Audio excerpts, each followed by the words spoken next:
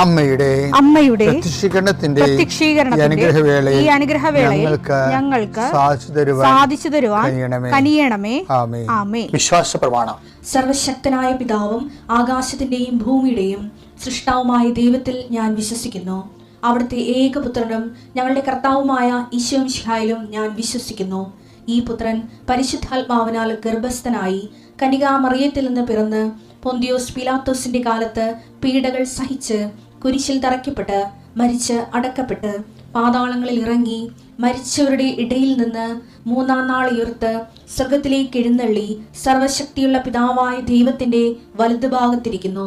അവിടെ നിന്ന് ജീവിക്കുന്നവരെയും മരിച്ചവരെയും വിധിക്കുവാൻ വരുമെന്നും ഞാൻ വിശ്വസിക്കുന്നു. പരിശുദ്ധാത്മാവിലും ഞാൻ വിശ്വസിക്കുന്നു. വിശുദ്ധ കത്തോലിക്കാ സഭയിലും പുണ്യവാന്മാരുടെ ഐക്യത്തിലും പാപങ്ങളുടെ മോചനത്തിലും ശരീരത്തിന്റെ ഉയർപ്പിലും നിത്യമായ ജീവിതത്തിലും ഞാൻ വിശ്വസിക്കുന്നു. ആമേൻ. സ്വർഗ്ഗസ്ഥനായ ഞങ്ങളുടെ പിതാവേ, അങ്ങയുടെ നാമം പൂജിതമാകണമേ. അങ്ങയുടെ രാജ്യം വരണമേ. അങ്ങയുടെ തിരുമനസ് സ്വർഗത്തിലെ പോലെ ഭൂമിയിലും ആകണമേ. അന്നു വേണ്ടുന്ന ആഹാരം ഇന്ന് ഞങ്ങൾക്ക് തരണമേ. ഞങ്ങളോട് തെറ്റ് ചെയ്യുന്നവരോട് ഞങ്ങൾ ക്ഷമിക്കുന്നത് പോലെ ഞങ്ങളുടെ തെറ്റുകൾ ഞങ്ങളോടും ക്ഷമിക്കണമേ. ഞങ്ങളെ പ്രലോഭനത്തിൽ ഉൾപ്പെടുത്തരുതേ, തിന്മയിൽ ഞങ്ങൾ രക്ഷിക്കണമേ. ആമേൻ. നന്മ നിറഞ്ഞ മറിയമേ, സ്വസ്തി. കർത്താവ് അങ്ങയുടെ കൂടെ സ്ത്രീകളിൽ അങ്ങ് അനുഗ്രഹിക്കപ്പെട്ടവളാകുന്നു. അങ്ങയുടെ ഉദരത്തിൻ ഫലമായി ഈശോ അനുഗ്രഹിക്കപ്പെട്ടവനാകുന്നു. പരിശുദ്ധ മറിയമേ, തമ്പുരാന്റെ അമ്മേ, പാപികളായ ഞങ്ങൾക്ക് വേണ്ടി ഇപ്പോഴും ഞങ്ങളുടെ മരണസമയത്തും തമ്പുരാനോട് അപേക്ഷിക്കണമേ. ആമേൻ. കർത്താവേ, നിന്റെ ഉന്നതമായ നാമത്തിന് സ്വസ്ഥം ചെയ്യും. കർത്താവേ, നിന്റെ വിശുദ്ധ പൗരോഹിത്യത്തെ മഹത്വപ്പെടുത്തണമേ. കർത്താവെ, സഭയിലുള്ള സാന്നിധ്യം പ്രകടമാക്കണമേ. 40 വർഷം ഞാൻ അർപ്പിച്ച കുർബാനയുടെ യോഗ്യതയാണ്. കൃപാസ്ഥാനത്താറെ ജീവനോടെ പ്രത്യക്ഷപ്പെട്ട മാതാവിൻ്റെ പ്രത്യക്ഷീകരണത്തിൻ്റെ യോഗ്യതയാൽ അൾത്താരയിൽ നടന്ന 10,000 ആരാധന ശക്തിയാൽ ദൈവവേദനെ മനസ്സ്, ശരീരം, ആരോഗ്യം ഏതെല്ലാം മേഖലകളിലെ എൻ്റെ മക്കൾ ഇന്ന് ഞെരുങ്ങുകയോ വിഷമിക്കുകയോ ചെയ്യുന്നുണ്ടെങ്കിൽ കർത്താവിൻ്റെ രക്തം നിങ്ങൾ തളിക്കപ്പെടട്ടെ. യേശുവിൻ്റെ നാമത്തിൽ വിങ്ങുന്ന മനസ്സാണ് നിങ്ങളുടെയെങ്കിൽ, സാമ്പത്തിക തകർച്ച ഉള്ളത് കാരണം, ചെയ്തുകൊണ്ടിരിക്കുന്ന കാര്യങ്ങൾ മുടങ്ങിപ്പോയത് കാരണം, വരുമാന സ്രോതസ് അടഞ്ഞു പോയത് കാരണം, പഠിക്കേണ്ട കാര്യങ്ങളും വിസ പ്രോസസ്സിങ്ങും, നാട്ടിലുള്ള പരീക്ഷകളും ടെസ്റ്റുകൾ, പരീക്ഷ ഫലങ്ങൾ പ്രതീക്ഷിക്കുന്നവർ, എൻ്റെ വിഷയത്തിന് PSC ടെസ്റ്റ് പിടിച്ചെന്നെങ്കിലും ആഗ്രഹിക്കുന്നവർ, അതെല്ലാം ഈ ഒറ്റ പ്രാർത്ഥനയുടെ ദൈവത്തിലെ നിന്നെ ഏറ്റെടുക്കുകയും നിൻ്റെ ആവശ്യങ്ങൾ അറിഞ്ഞ് നിന്നെ സന്ധിക്കുകയും ചെയ്യും. നീ കടം കൊടുത്തിട്ടുള്ളവർ, അത് കിട്ടാത്തവർ, നിന്നോട് കടം വാങ്ങിച്ചിട്ടുള്ളവർ, അത് തരാത്തവർ, എല്ലാം കൊണ്ട് നീ ഞെരുങ്ങുന്ന വിഷയങ്ങളെല്ലാം കൃപാസ്ഥാനത്താരെ ജീവനോടെ പ്രത്യക്ഷപ്പെട്ട പരിശുദ്ധമ്മ നിൻ്റെ ഇന്നിൻ്റെ സങ്കടങ്ങളെ കണ്ണുനീരിനെ ഏറ്റെടുക്കുകയും എൻ്റെ ഈശോയുടെ നാമത്തിൽ ഞാൻ നിന്നെ ആശീർവദിക്കുകയും നീ ശക്തിപ്പെട്ട് രാത്രി തിരിച്ചെത്തുന്നവരെ കർത്താവിൻ്റെ കൃപ നിന്നെ പിന്തുടരട്ടെ. പിതാമ്പുത്രനും പരിശുദ്ധാത്മാശ്രയിക്കുക. മാതാവിന് എൻ്റെ പ്രത്യേക മാധ്യസ്ഥന് നന്ദി പറയുന്നു. ഞാൻ ഒറ്റപ്പാലം നിന്നാണ് വരുന്നത്, പാലക്കാട് ജില്ല. എൻ്റെ പേര് സന്തോഷ്, കണ്ണെന്ന് വിളിക്കും. ഇവിടെ ഞാൻ എൻ്റെ 3ാമത്തെ സാക്ഷിയാണത് ഈ ആൾത്താരെ ഞാൻ പറയുന്നത്.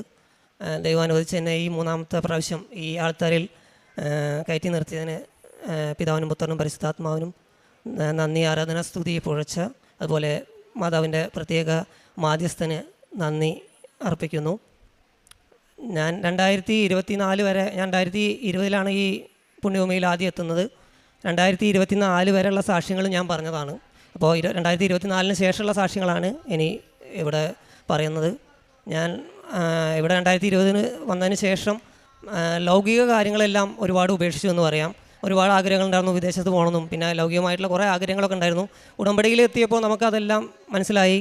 ആദ്യം ദൈവരാജ്യവും അതിൻ്റെ മഹത്വത്തെക്കുറിച്ച് അന്വേഷിക്കാൻ പറഞ്ഞു. ബാക്കിയെല്ലാം ചേർത്ത് നൽകുന്ന ഒരു വചനം, അത് കാരണം കൊണ്ട് ബാക്കിയുള്ളതെല്ലാം ഉപേക്ഷിച്ചിരുന്നു.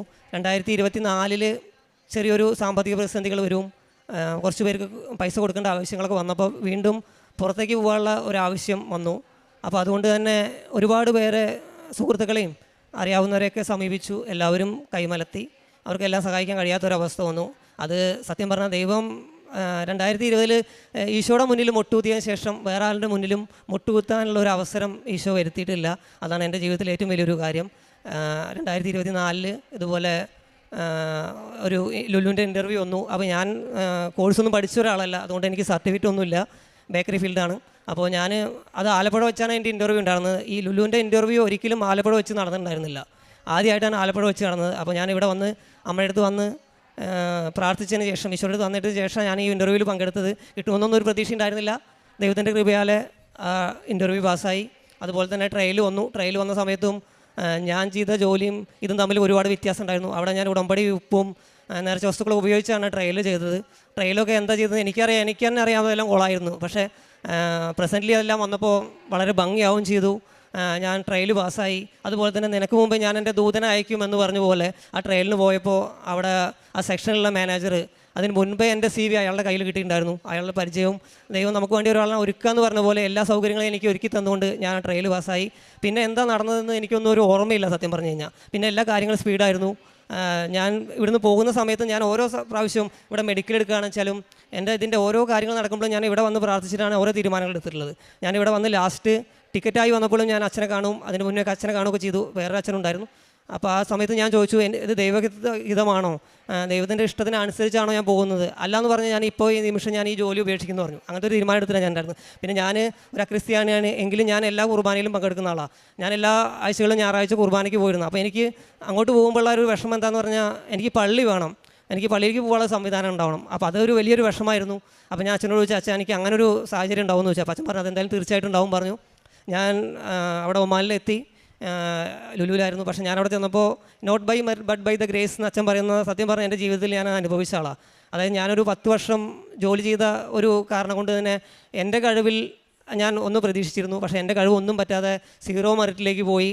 എനിക്കൊന്നും ചെയ്യാൻ പറ്റാത്തൊരവസ്ഥയിൽ വന്നു. അത് സത്യം പറഞ്ഞാൽ ദൈവം നമുക്ക് തരുന്ന ഒരു അനുഗ്രഹങ്ങളും ദൈവം സീൽ വയ്ക്കും. നമ്മുടെ മെറിറ്റ് എല്ലാം അവിടെ നഷ്ടപ്പെടുകയും ചെയ്യും. അതുകൊണ്ട് തന്നെ ഞാൻ അവരുടെ ചെന്നപ്പോൾ ഞാൻ ഒന്നിനും ചെയ്യാൻ പറ്റാതെ അവരെന്നെ കളിയാക്കും, എല്ലാവരും എന്നെ ഒറ്റപ്പെടുത്തും, മാറ്റി നിർത്തുന്ന ഒരവസ്ഥയുണ്ടായി. പക്ഷേ ദൈവം അനുവദിച്ചുകൊണ്ട് എനിക്ക് പള്ളിയിൽ പോകാൻ പറ്റാത്തൊരവസ്ഥയോട് വന്നപ്പോൾ മാനസികമായിട്ട് ഞാൻ തളർന്നു. ഞാൻ തിരിച്ചു പോരാൻ വേണ്ടി തീരുമാനിച്ചു. അപ്പോൾ വലിയൊരു എമൗണ്ട് അവർക്ക് തിരിച്ചു കൊടുക്കേണ്ട അവസ്ഥ വന്നു. അങ്ങനെ ഒരു അവസ്ഥയിൽ തന്നെ എൻ്റെ കൈ മുറിഞ്ഞു. വിരലിൻ്റെ ഒരു കഷ്ണമൊക്കെ പോയിട്ട് ഞാൻ ഹോസ്പിറ്റലിൽ പോയി. അപ്പോൾ ഞാൻ ഈ ഹോസ്പിറ്റലിൽ പോയപ്പോൾ ഈശോയോട് കുറച്ച് പരാതി പറഞ്ഞു. ഈശോ എന്തിനാണ് എനിക്ക് നാട്ടിൽ വെച്ച് എന്ത് പരീക്ഷണം തന്നാലും ഞാനത് ഏറ്റെടുക്കായിരുന്നു, ഏത് കുരിശ് ഏറ്റെടുക്കുക. അത് ഒന്നാമത് ഞാൻ തിരിച്ചു പോകാൻ വേണ്ടി നിൽക്കുകയാണ്. അതിൻ്റെ കൂട്ടത്തിൽ ഇതും കൂടി ആയപ്പോൾ വലിയ പ്രശ്നം പറഞ്ഞു. അപ്പോൾ കുറേ സിസ്റ്റേഴ്സ് പറഞ്ഞു എന്തിനാണ് ഈശോയോട് പരാതി പറഞ്ഞു എന്നൊക്കെ പറഞ്ഞു. അതൊക്കെ കഴിഞ്ഞ് ഞാൻ എൻ്റെ കൈയിൻ്റെ ഡ്രസ്സ് ചെയ്യാൻ വേണ്ടി പോയിട്ടൊരു സിസ്റ്ററിനെ പരിചയപ്പെടുത്തും, സോഫിയ പറഞ്ഞിട്ടുള്ള ഒരു സിസ്റ്റർ, അവൻ്റെ കുടുംബം. അപ്പോൾ ആ സിസ്റ്റർ മുഖേന എനിക്ക് അവിടെ ഹോളി സ്പിരിറ്റ് പറഞ്ഞിട്ടുള്ളൊരു ദേവാലയത്തിലേക്കുള്ളൊരു വഴിയായിരുന്നു. അപ്പോൾ ചില സഹനങ്ങൾ നമുക്ക് മുന്നിലോട്ടുള്ള ദൈവത്തിൻ്റെ ഒരു മാർഗ്ഗമായിരിക്കും എന്നാണ് ഞാനത് വിശ്വസിക്കുന്നത്. ഞാൻ കൈ മുറിഞ്ഞതിന് ദേവാലയത്തിൽ പോയതിന് ശേഷം കുർബാന പങ്കെടുത്തിന് 3 മാസത്തിനകത്ത് ഞാൻ അവിടെ ദേവാലയത്തിലെത്തും കുർബാനയിൽ പങ്കെടുക്കാൻ എനിക്ക് കഴിഞ്ഞു. അപ്പോൾ അന്ന് ഞാൻ ദൈവത്തിനോട് നന്ദി പറഞ്ഞു. അന്ന് പരാതി പറഞ്ഞതിന് ഞാൻ ക്ഷമ പറഞ്ഞുകൊണ്ട് ഞാൻ നന്ദി പറഞ്ഞു. എൻ്റെ കൈ മുറിഞ്ഞ സത്യം പറഞ്ഞ ദേവാലയത്തിലേക്കുള്ള ഒരു വഴിയായിരുന്നു, കുർബാനയ്ക്കായിരുന്നു. എങ്കിലും എനിക്ക് എല്ലാ വെള്ളിയാഴ്ചകളൊന്നും ലീവില്ലാത്ത കാരണം കുർബാനകളിൽ പങ്കെടുക്കാൻ പറ്റിയിരുന്നില്ല. അത് വലിയൊരു വിഷമമായിരുന്നു. അതുപോലെ തന്നെ ഈ പള്ളിയിൽ പോയി 3 മാസത്തിന് ശേഷം എൻ്റെ ജോലി മേഖലയിലും എനിക്ക് വലിയൊരു ഉയർച്ച ഉണ്ടായി. അതായത് എൻ്റെ കൂടെ നിന്നവരും ഒന്നും പറ്റില്ല എന്ന് പറഞ്ഞവരൊക്കെ എന്നെ എല്ലാം ചെയ്യാൻ പറ്റുമെന്ന് പറയുന്ന രീതിയിലേക്ക് ദൈവം ഉയർത്തി. അവൻ്റെ മുന്നിൽ നമ്മുടെ പഴയ നിയമത്തിൽ പറയുന്ന പോലെ ദുഷ്ടന്റെ മുമ്പിൽ നമ്മളെ ഉയർത്തി കാണിക്കുന്ന ദൈവത്തിൻ്റെ വലിയൊരു കൃപ ഞാനതിൽ മനസ്സിലാക്കി. അങ്ങനെ ദൈവം, ഞാൻ 2 മാസം കൊണ്ട് തിരിച്ചു വരാൻ നിന്ന ആളെ 2 വർഷം പൂർത്തീകരിച്ചു. ഞാൻ അവിടുന്ന് തിരിച്ചെത്തി. ഞാൻ ഇവിടുന്ന് 2024 മാർച്ച് ഏപ്രിൽ 23-ാം തീയതിയാണ് ഞാൻ ഇവിടുന്ന് പോകുന്നത്. ഇവിടെ ഉടമ്പടി പുതുക്കിയിട്ട് പോകുന്നത്, NRI ആക്കിയിട്ട് പോയത്. അതേ ദിവസം 2026, 23, 2026 ഏപ്രിൽ തന്നെ ഞാൻ ഇവിടെ വന്ന് ഞാൻ എയർപോർട്ടിൽ ഇറങ്ങിയപ്പോൾ അമ്മോട് പറഞ്ഞിരുന്നു ഞാൻ എൻ്റെ അമ്മേനെ കാണില്ല, എൻ്റെ വീട്ടുകാരൊന്നും കാണില്ല. ഞാൻ ആദ്യം അമ്മേനെ ഈശോനെ കണ്ടതിന് ശേഷം ഞാൻ എൻ്റെ ഭവനത്തിലേക്ക് പോകുന്നു തീരുമാനിച്ചിരുന്നു. ഞാൻ എയർപോർട്ടിൽ നിന്ന് നേരെ ഇവിടെ വന്നു. അതേ ഡേറ്റിൽ തന്നെ ഞാൻ വന്ന് ഇവിടെ ഉടമ്പടി പുതുക്കി. അത് ദൈവത്തിൻ്റെ കൃപ കൊണ്ടാണ്. Not by but by the grace എന്ന് എനിക്ക് പറയാം. ദൈവത്തിൻ്റെ കൃപയാണ്, നമ്മുടെ കഴിവല്ല, ദൈവത്തിൻ്റെ കൃപയാണ് എല്ലാത്തിൻ്റെയും ഇതെന്ന് എനിക്ക് പൂർണ്ണമായിട്ടും എന്ന് പറയാൻ കഴിയുന്നുണ്ട്. അതുപോലെ തന്നെ പിന്നീട് എനിക്ക് കിട്ടിയ അനുഗ്രഹങ്ങളെല്ലാം മറ്റുള്ളവർക്ക് കിട്ടിയതാണ്. എൻ്റെ സുഹൃത്തുക്കൾ, അവർക്ക് ആരോഗ്യമായിട്ടുള്ള രോഗസൗഖ്യങ്ങൾ, അതുപോലെ തന്നെ ജോലി കാര്യങ്ങൾ, സുഹൃത്തുക്കൾക്കും ബന്ധുക്കൾക്കും പരീക്ഷകൾ, അങ്ങനെ ഒരുപാട് കാര്യങ്ങൾ അനുഗ്രഹങ്ങൾ എനിക്ക് കിട്ടിയിട്ടുണ്ട്. അതിപ്പോൾ സാക്ഷികളില്ലാത്ത കാരണം കൊണ്ടാണ് ഇവിടെ പറയാൻ പറ്റാതിരുന്നിട്ടുള്ളത്. അതുപോലെ തന്നെ ഒരുപാട് അനുഗ്രഹങ്ങൾ നേർച്ച വസ്തുക്കളൂടെ അവിടെ ചെല്ലുന്ന സമയത്തൊക്കെ മെഡിസിനൊന്നും നമ്മൾ അങ്ങനെ ഒരു കാര്യങ്ങൾക്കും ഉപയോഗിച്ചിട്ടില്ല. എന്തെങ്കിലും വേദനകളോ പ്രശ്നങ്ങളൊക്കെ വരുന്ന സമയത്തൊക്കെ നമ്മൾ നേർച്ച വസ്തുക്കൾ മാത്രമാണ് ഉപയോഗിച്ചിട്ടുള്ളത്. ഹോസ്പിറ്റലിൽ പോകേണ്ട അവസ്ഥകളൊന്നും വരാതെ തന്നെ നമ്മൾ ഉടമ്പടി ഉപ്പും തൈലമൊക്കെ ഉപയോഗിച്ചുകൊണ്ടാണ് പല രോഗങ്ങളും സൗഖ്യം കിട്ടിയിട്ടുള്ളത്. അതുപോലെ തന്നെ എനിക്ക് ഒരു ഇൻഷുറൻസിൻ്റെ സാക്ഷി ഞാൻ പറഞ്ഞതായിരുന്നു. അതായത് അന്ന് അതെനിക്ക് പൈസ എൻ്റെ അമൗണ്ട് കിട്ടിയിട്ടുണ്ടായില്ല. അച്ഛന് അസുഖമായി ബന്ധപ്പെട്ടുകൊണ്ട് ESIൽ എനിക്കൊരു പൈസ ക്ലെയിം ചെയ്യുന്നുണ്ടായിരുന്നു. അന്നത് കിട്ടാത്തൊരു സാഹചര്യമായിരുന്നു. അത് ദൈവത്തിൻ്റെ കൃപയാലെ എനിക്ക് ഹാജർ കുറവും അങ്ങനെ കാരണം കൊണ്ട് അവർ കിട്ടില്ല എന്ന് പറഞ്ഞാണ്. പക്ഷെ അന്നത് ദൈവത്തിൻ്റെ കൃപയാലെ ഞാൻ ഉടമ്പടിയിൽ വയ്ക്കുകയും അവിടെ ഒപ്പിട്ട് പ്രാർത്ഥിക്കുകയൊക്കെ ചെയ്തു ESA ഓഫീസിൽ. അങ്ങനെ അത് അന്ന് ഞാൻ പോകുന്നതിന് മുൻപ് എനിക്ക് പാസ്സായതാണ്. പക്ഷേ പൈസ കിട്ടിയിട്ടുണ്ടായിരുന്നില്ല. അത് എനിക്ക് 2025 തന്നെ അത് ആ എമൗണ്ട് എനിക്ക് പാസ്സായി കിട്ടി. ആ സാക്ഷ്യം കൂടി ഞാൻ ഈ ആൾത്താരയിൽ പങ്കുവയ്ക്കുന്നു. അതുപോലെ ഒരുപാട് അനുഗ്രഹങ്ങളും കൃപകളും ദൈവം എനിക്ക് തന്നിട്ടുണ്ട്. പിന്നെ ഞാൻ പ്രേക്ഷിത പ്രവർത്തനങ്ങളും കാരുണ്യപ്രവർത്തനങ്ങളൊക്കെ ചെയ്യുന്നത് ഇവിടെ നാട്ടിലാവുന്ന സമയത്ത് എനിക്ക് തിരുവനന്തപുരത്താണ് ജോലി ചെയ്യുന്നത്. ആ സമയത്ത് നമുക്ക് ഹോസ്പിറ്റൽ ഒക്കെ ചെയ്യാമായിരുന്നു. അതുപോലെ തന്നെ പത്രം കൊടുക്കുന്നു, അതെല്ലാം നടന്നായിരുന്നു. പക്ഷേ ഈ 2 വർഷം പോയതിന് ശേഷം ഒരുപാട് കാര്യങ്ങൾ ചെയ്യാൻ പറ്റിയില്ല. അത് വലിയൊരു നഷ്ടമായിട്ടാണ് കണക്കൂട്ടുന്നത്. ഞാൻ പുറത്ത് പോയപ്പോൾ എനിക്ക് പത്രം കൊടുക്കാനും ആയാലും പിന്നെ പ്രേക്ഷിത പ്രവർത്തനങ്ങളും കാരുണ്യപ്രവർത്തനങ്ങളും ഒന്നും വേണ്ട രീതിയിൽ ചെയ്യാൻ പറ്റിയിട്ടില്ല. അത് ഏറ്റവും വലിയൊരു ഉടമ്പടിയുടെ വീഴ്ചയായിട്ടാണ് ഞാൻ കണക്കൂട്ടുന്നത്.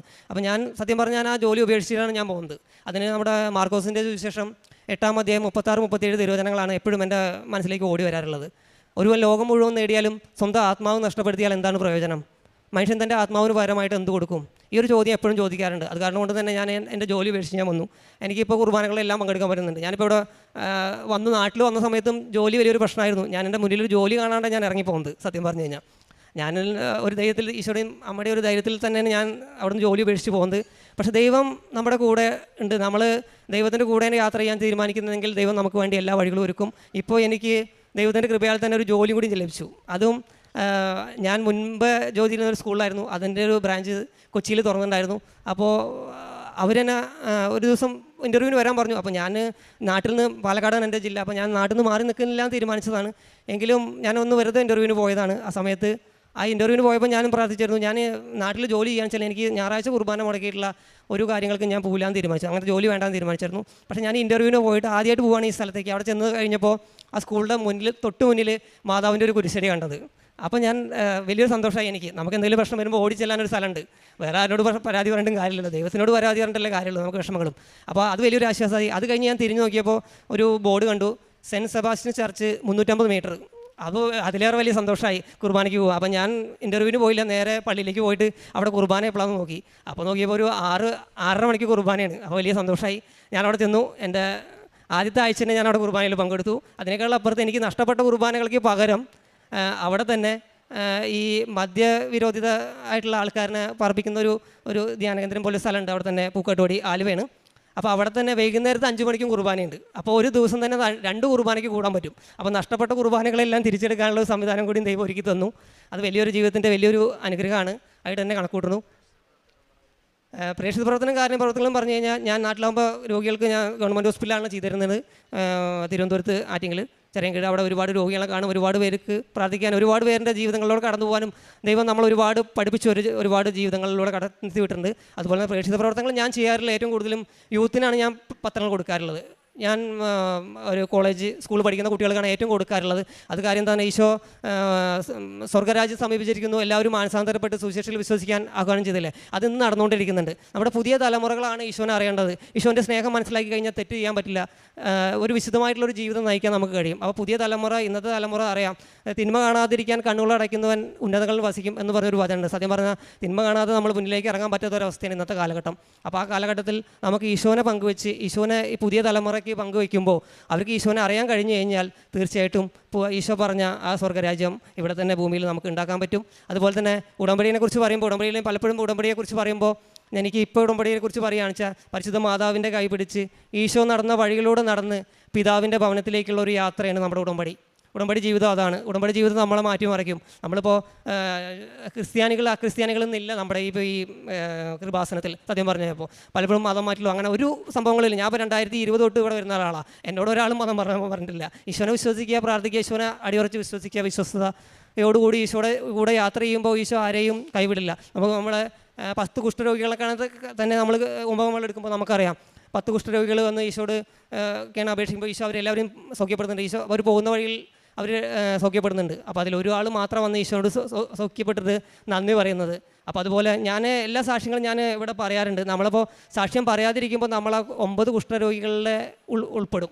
അതായത് ആ ഒരു കുഷ്ഠരോഗി മാത്രമേ ഈശോയോട് വന്ന് നന്ദി പറഞ്ഞതും സാക്ഷ്യം പറഞ്ഞിട്ടുള്ളൂ. അപ്പോൾ നമ്മുടെ ആൾക്കാരെയും നമുക്ക് ഈശോയുടെ ഒരു കൃപ, അമ്മയുടെ മായസം വഴി ഈശോയുടെ നാമത്തിൽ നമുക്ക് കിട്ടുന്ന അനുഗ്രഹങ്ങൾ നമ്മൾ പങ്കുവെച്ചില്ലെങ്കിൽ അതൊരു കടമായിട്ട് മാറും. അതുപോലെ 10 കുഷ്ഠരോഗികളിൽ 9 കുഷ്ഠരോഗികളിൽ പെട്ട ഒരാളായി നമ്മൾ മാറും. അത് പറഞ്ഞുകൊണ്ട് ഞാൻ എല്ലാ സാക്ഷ്യങ്ങളും ഇവിടെ പങ്കുവയ്ക്കാറുണ്ട്. മൂന്നാമത്തെ പ്രാവശ്യം ഈ ആൾത്താരിൽ എന്നെ ഇവിടെ കയറ്റി നിർത്തിയതും ദൈവത്തിൻ്റെ കൃപയാലാണ്. ഞാനൊന്നുമല്ല, ദൈവത്തിൻ്റെ കൃപയാണ് എല്ലാത്തിൻ്റെയും വലിയൊരു ആധാരം. അതുപോലെ എഫേസ്യസ് ലേഖനം 6-ാം അധ്യായം 10 മുതൽ 18 വരെയുള്ള തിരുവചനങ്ങൾ, അതാണ് സത്യം പറഞ്ഞ കൃപാസനത്തിലൂടെ നടക്കുന്നതും. അവസാനമായി കർത്താവിലും അവിടുത്തെ ശക്തിയുടെ പ്രഭാവത്തിലും കരുത്തുള്ളവരാകാൻ സാത്താൻ്റെ കുടിലതന്ത്രങ്ങളെ എതിർത്ത് നിൽക്കാൻ ദൈവത്തിൻ്റെ എല്ലാ ആയുധങ്ങളും ധരിക്കുകയും. എന്തെന്നാൽ നമ്മൾ മാംസത്തിനും രക്തത്തിനും എതിരായിട്ടല്ല, പ്രഭുത്വങ്ങൾക്കും ആധിപത്യങ്ങൾക്കും ഈ അന്ധകാര ലോകത്തിൻ്റെ അധിപന്മാർക്കും സ്വർഗീയ ഇടങ്ങളിൽ വർത്തിക്കുന്ന തിന്മയുടെ ദുരാത്മാക്കും എതിരായിട്ടാണ് പടവെട്ടുന്നത്. അതിനാൽ ദൈവത്തിൻ്റെ എല്ലാ ആയുധങ്ങളും ധരിക്കുകയും തിന്മയുടെ തരത്തിൽ ചെറുത്ത് നിൽക്കാനും എല്ലാ കർത്തവങ്ങളും നിറവേറ്റിക്കൊണ്ട് പിടിച്ചു നിൽക്കാനും അങ്ങനെ നിങ്ങൾക്ക് സാധിക്കും. അതിനാൽ സത്യം കൊണ്ട് അരമുറുക്കി നീതിയുടെ കവചം ധരിച്ച് ഉറച്ചു നിൽക്കുകയും എന്ന് പറയുന്ന ഒരു വചനമുണ്ട് ഈശോയുടെ. ആ വചനമാണെന്ന് ഇപ്പോൾ നമ്മുടെ ഇതിലൂടെ നടക്കുന്നത്. അതിനോടനുബന്ധിച്ച് തന്നെ എഫേസ്യസ് ലേഖനം 4-ാം അധ്യായം 22-23 തിരുവചനം കൂടിയും അതിനോടനുബന്ധിച്ച് നടക്കും. നിങ്ങളുടെ പഴയ ജീവിതത്തിൽ രൂപം കണ്ട വഞ്ചന അറിഞ്ഞ അസത്തില കലുഷിതനായ പഴയ മനുഷ്യനെ ദൂരെ എറിവിൻ. നിങ്ങളുടെ മനസ്സിൻ്റെ ചൈതന്യത്തിൽ നവീകരിക്കപ്പെടട്ടെ, യഥാർത്ഥ വിശുദ്ധിയിലും നീതിയിലും ദൈവത്തിൻ്റെ സാധ്യതയിൽപ്പെട്ട പുതിയ മനുഷ്യനെ ധരിക്കുവിൻ. ഇതാണ് നടക്കുന്നത് നമ്മുടെ ഉടമ്പടിയിലൂടെ. ദൈവം അനുവദിച്ച് എന്നെ വീണ്ടും ഈ ആൾത്താരിൽ നിർത്തിയതിന് നന്ദി പറയുന്നു. വീണ്ടും ഈ ആൾത്താരിൽ നിന്ന് സാക്ഷ്യം പറയാനും ദൈവനാമം മഹത്വപ്പെടുത്താനും ഇടയാക്കണമേ എന്ന് പ്രാർത്ഥിച്ചുകൊണ്ട് നിർത്തുന്നു. സങ്കീർത്തനങ്ങൾ 25-ാം അധ്യായം 10 മുതലുള്ള വാക്യങ്ങൾ. കർത്താവിൻ്റെ ഉടമ്പടിയും പ്രമാണങ്ങളും പാലിക്കുന്നവർക്ക് അവിടുത്തെ വഴികൾ സത്യവും സ്നേഹവുമാണ്. പരിശുദ്ധ അമ്മയുടെ പ്രത്യക്ഷീകരണ സാക്ഷിയായിട്ട് സന്തോഷ് കെ ഒറ്റപ്പാലം തൻ്റെ അനുഭവ സാക്ഷി നമുക്ക് മുമ്പിൽ പങ്കുവെക്കുകയായിരുന്നു. ഉടമ്പടിയിലൂടെ തൻ്റെ ജീവിതത്തെ പൂർണ്ണമായിട്ട് പരിശുദ്ധ അമ്മയ്ക്ക് സമർപ്പിച്ചുകൊണ്ടുള്ള ജീവിതം തന്നെയാണ്. ജീവിതത്തിൽ സാമ്പത്തികമായ പ്രതിസന്ധി ഉണ്ടാകുമ്പോഴും അത് തനിക്ക് ഈശോയുടെ മുന്നിൽ മുട്ടുകുത്തിയതിനെ തുടർന്ന് മുമ്പോട്ടുള്ള ജീവിതത്തിൽ ഉടമ്പടിയോട് ചേർന്നുകൊണ്ട് മറ്റാരുടെ മുമ്പിൽ തനിക്ക് മുട്ടുകുത്തേണ്ട അവസ്ഥ വന്നിട്ടില്ല എന്ന് വാക്ക് നമുക്ക് മനസ്സിലാക്കാൻ വേണ്ടി സാധിക്കുക ചെയ്യുന്നുണ്ട്. തനിക്ക് ഒരു ഇൻ്റർവ്യൂ പാസ്സാകുവാനും അതോടൊപ്പം തന്നെ അതിനെ തുടർന്നുള്ള ജോലി തനിക്ക് ലഭിക്കാനൊക്കെ ഇടയായത് ഉടമ്പടിയോട് ചേർന്നുകൊണ്ട് തന്നെയാണ്. തനിക്ക് മുമ്പേ തൻ്റെ ദൂതന്മാരെ അയച്ചുകൊണ്ട് എല്ലാ കാര്യങ്ങളും ക്രമീകരിക്കുന്നു പറഞ്ഞതുപോലെ സന്തോഷിൻ്റെ ജീവിതത്തിൽ പരിശുദ്ധ അമ്മ ഇതേപോലെ തനിക്ക് വേണ്ട എല്ലാ കാര്യങ്ങളും ക്രമീകരണങ്ങളും ഒരുക്കിയെന്ന് തന്നെയാണ്. അവിടെ ഓമാനിച്ച് നിന്നിട്ടാണെങ്കിലും അവിടെ കുർബാന കൂടാൻ പറ്റാത്തതിൻ്റെ ഒരു പരിഭവം ഉണ്ടായിരുന്നെങ്കിലും എന്നാൽ ഈ ചേട്ടൻ്റെ ജീവിതത്തിൽ ഈശോയോട് ഒരു അപകടം ഉണ്ടായതെന്ന് പരിഭവം പറഞ്ഞെങ്കിലും ആ പരിഭവം ഒരു സന്തോഷമാക്കി മാറ്റിയത് തനിക്ക് ഒരു ദേവാലയത്തേക്കുള്ള ഒരു വഴി തന്നെയായിരുന്നു. പൂർണ്ണമായിട്ടും ദൈവത്തിലേക്ക് തൻ്റെ ജീവിതത്തെ ചേർത്ത് വെച്ചുകൊണ്ടും വചനങ്ങളോടുള്ള ഒരു വലിയ താല്പര്യവും ഈ സന്തോഷേട്ടൻ്റെ വാക്കിൽ നമുക്കത് പൂർണ്ണമായിട്ടും മനസ്സിലാക്കുവാനായിട്ട് സാധിക്കും. അതുകൊണ്ട് തന്നെയാണ് താൻ കൂടെയുള്ളവർക്ക് വേണ്ടിയിട്ടുള്ള ഓരോ നിയോഗങ്ങളും പ്രാർത്ഥിക്കുമ്പോഴും അത് അനുഗ്രഹങ്ങളായിട്ട് ആ നിയോഗങ്ങളെല്ലാം പരിശുദ്ധ അമ്മ സാധിച്ചുകൊണ്ട് അനുഗ്രഹിച്ചു എന്നത് ഈശോയുടെ വാക്ക് നമുക്ക് പൂർണ്ണമായിട്ട് മനസ്സിലാക്കി എടുക്കുവാനായിട്ട് സാധിക്കുക ചെയ്യുന്നുണ്ട്. ഇനി മുമ്പോട്ടുള്ള ഈശോയുടെ ജീവിതത്തിൽ പരിശുദ്ധ അമ്മയുടെ വലിയ അനുഗ്രഹങ്ങൾ ഉണ്ടാകട്ടെ എന്നും ഇനിയും വലിയ വലിയ സാക്ഷ്യങ്ങൾ പറയുവാനും പരിശുദ്ധ അമ്മയുടെ പ്രത്യക്ഷീകരണ സാക്ഷിയായിട്ട് ഇനിയും ഉയർത്തട്ടെ നമുക്ക് പ്രാർത്ഥിക്കാം. ഒപ്പം നമ്മുടെ ഓരോരുത്തരുടെ നിയോഗങ്ങളും പരിശുദ്ധ അമ്മയുടെ പ്രത്യക്ഷീകരണത്തിലേക്ക് വഴി നടത്തട്ടെ എന്ന് നമുക്ക് ഓരോരുത്തർക്കും പ്രാർത്ഥിക്കാം.